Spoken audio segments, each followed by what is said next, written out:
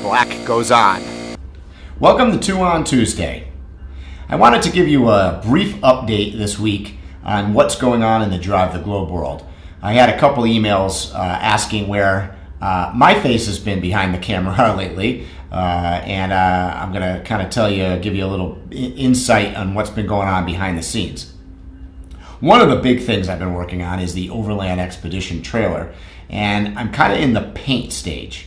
So I'll take a couple minutes here explaining sort of the trials and tribulations of that. And I think I was pretty honest up front. I don't remember what video that was, where we talked about how we are going to show you the successes and the failures. And I would say the paint thing is a tad bit on the failure side. And the reason is I'm no professional. I'm not even an amateur painter, to be honest. And, well, I brought my gun in here to show you. This is an HVLP paint gun. And what that means is it's a high volume, low pressure. It sprays at about 28 psi. And if you've ever experienced or tried to use one of these things, you know that it works similarly to like a carburetor in a car. It takes paint and it takes air and it mixes the two together, and you got to have the right ratio. If you have too much air, not so good. Too much paint, not so good. And it's a challenge setting it up.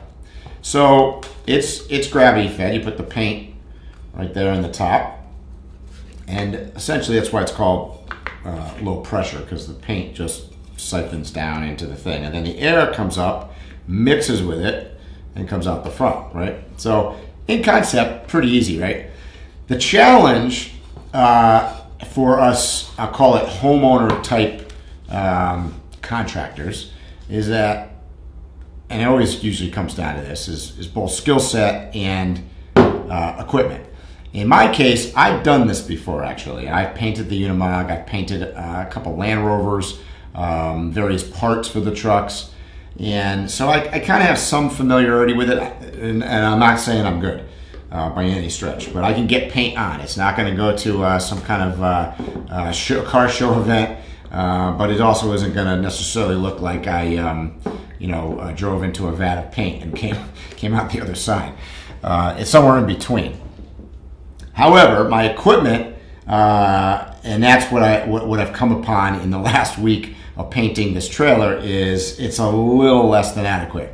I found out my compressor by looking at it, because I was having a bunch of issues with it not turning off and not cycling correctly. So I look at it, it's from 1996. I've had it for many, many years, and I think it's reached the end of its useful life. So what I discovered was, in doing some tests, that while I was, painting back and forth, because the trailer is about, 10 feet, let's call it, wide, and you want to obviously keep the paint wet, your wet edge as you go, going back and forth, you got to keep going. So the problem is that I'm not giving the compressor time to recover, and the recovery rate isn't high enough. So things to think about if you ever want to play around with a project. I highly encourage you to try it out. Don't be afraid. Don't think that you can't do it. Most of the equipment is actually fairly cheap. One of these guns is, I don't know, I probably have 2 or 3 of them. $70. The hose, you can get a compressor at Home Depot for kind of crappier one probably, but maybe $199. So it's not tons and tons of money.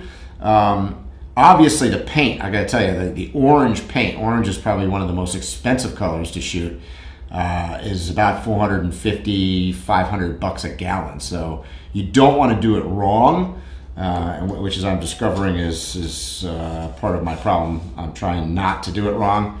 So that's kind of what's been going on with the paint, and I'm going to show it to you, not in today's video, but there's going to be a video coming out kind of catching you up on the Overland Expedition trailer build, from putting on the paint, I installed both the front and the rear door.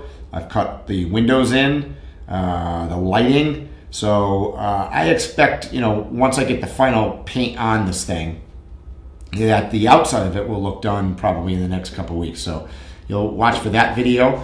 Meanwhile, Paul, you've seen a couple videos from him traveling through Asia. There's going to be some more content we've got banked up that we haven't released yet, so look out for that. And we've got some other off-road and overland trips coming up. So I just wanted to give you an update. We haven't disappeared. We haven't forgot about you guys on YouTube, but that beast has kind of gotten in the way a little bit. The other thing is, if you haven't noticed from my background here, I moved offices, so that's been kind of an ordeal for the last week. Getting out of one office into another office. This is actually a brand new building, so it's a little warm in here right now. The air conditioning is still not completely straightened out. But anyways, look forward to seeing you guys real soon. Enjoy yourselves out on the overland trails, and we'll see you next week.